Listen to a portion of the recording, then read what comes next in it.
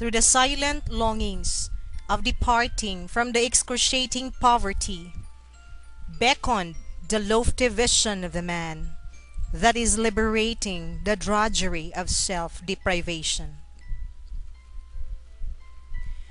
Greatly inspired by his childhood anguish of tilling the farm with its unjust returns, and his bleak future ahead if he remained so, the retired schools division superintendent Hilario P. Davide Sr. resolved his dream of finding a greener pasture. Among his 9 other siblings, he was the only of them who loved school and onward rose from the ranks that enabled him to head the City Schools Division of Lapu-Lapu, Cebu.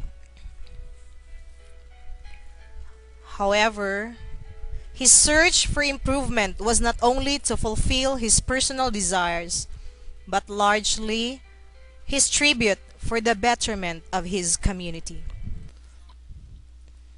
I was born and grew up in this little barrio, and I know the problems and the yearnings of its people.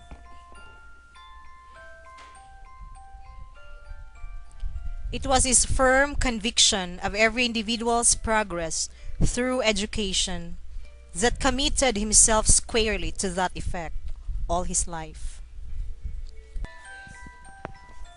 I was aware that if it expected to find its place under the sun, liberate itself from the shackles of ignorance and the fetters of prejudice, expand its philosophies far beyond superstitions and the wisdom of its unlettered, it has to open the minds of the people and develop the embryo of its sleeping hopes and aspirations, and nourish it to attain the broader purposes of life.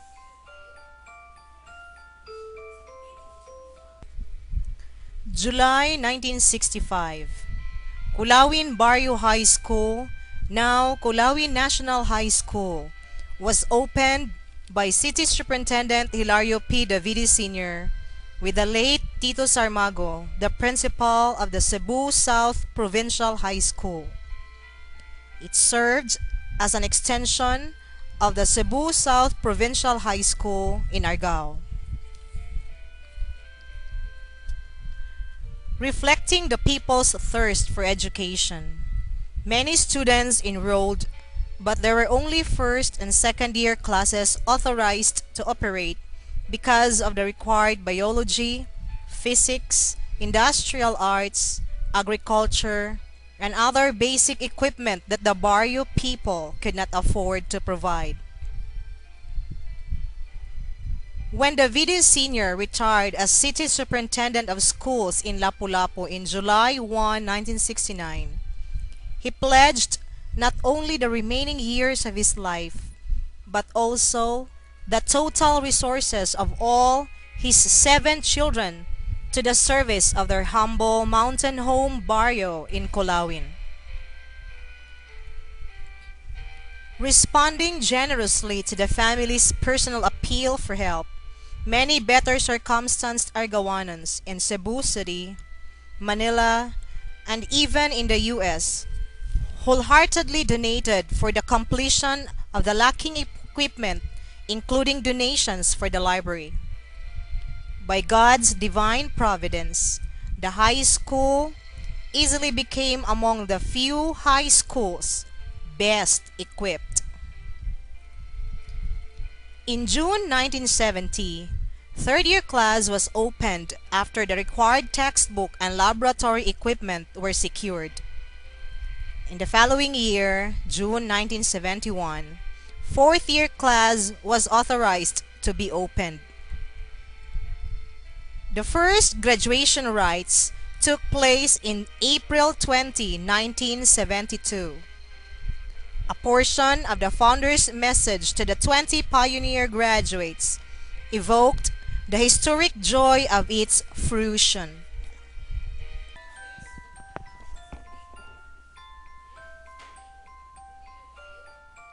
The graduates are the flesh and blood fulfillment of our most sanguine vision, and cherished dreams of providing the blessings of high school education right in the midst of our less fortunate barrio people. Indeed, our barrio high school is a veritable intellectual airport where our barrio youth who heed the whisper that they have a place beyond the hills of Colawin can take off for their educational flights to their respective destinies.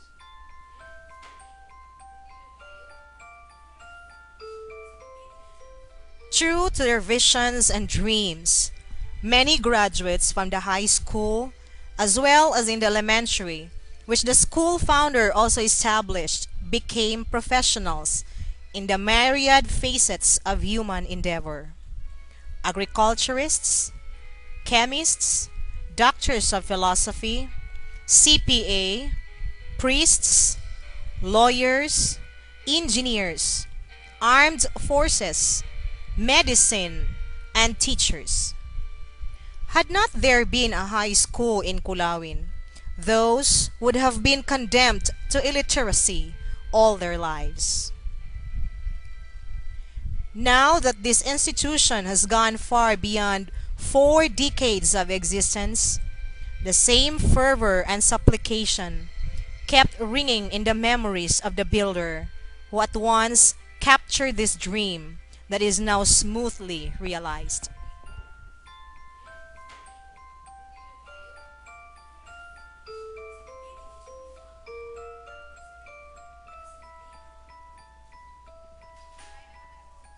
A prayer uttered in the harsh soil of this barrio and in the aloneness of a lonely night. A prayer pursued with constancy and fidelity, despite poverty and lack of external inspiration. A prayer that has to be knelt for years and to be uttered without end, because it has itself become a dream, a vision, an inspiration, and a life. An answer, for indeed that dream has been conceptualized, that vision realized, and that inspiration ennobled.